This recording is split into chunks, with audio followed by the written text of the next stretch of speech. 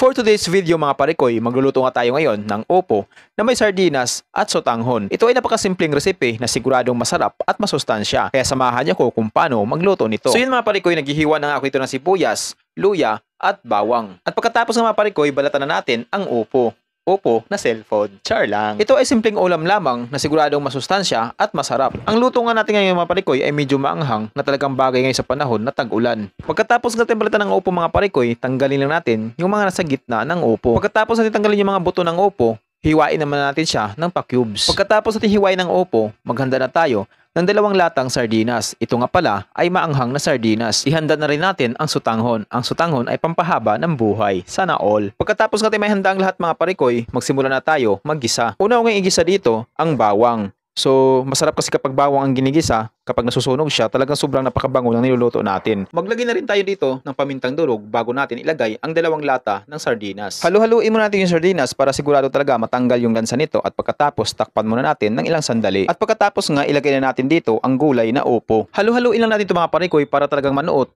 yung lasa doon sa gulay. At pagkatapos takpan muna natin, hayaan muna natin na maluto ito. At pagkatapos mga parikoy, lagyan na natin ng tubig. Medyo dinamihan ko na nga ng tubig mga parikoy dahil malakas sumipsip yung ating sotanghon. Naglagay nga ako dito ng tansya-tansyang asin at pagkatapos takpan muna natin to, hayaan muna natin na maluto ito mga parikoy. At pagkatapos, ilagay na natin yung sotanghon. Maglagay na rin ako dito ng 2 pirasong siling haba. At kung umabot nga sa part ng video ito mga parikoy, paki-comment naman kung taga saan ka para alam ko kung saan umabot ang video kong ito. Takpan muna natin to hanggang sa tuluyan talaga maluto at ito na yung exciting part, yung tikiman. Alright, sabaw pa lang, ulam na. Siguradong taob ang isang platong kanin nito mga parikoy.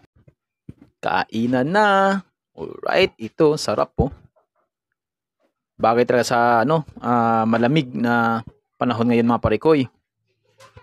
Wow, sarap. Sabaw pa lang, ulam na. Higop tayo ng kunting sabaw mga parikoy. Grabe yung sarap po. Tapos kanin. Bagay sa kanin to. Sarap.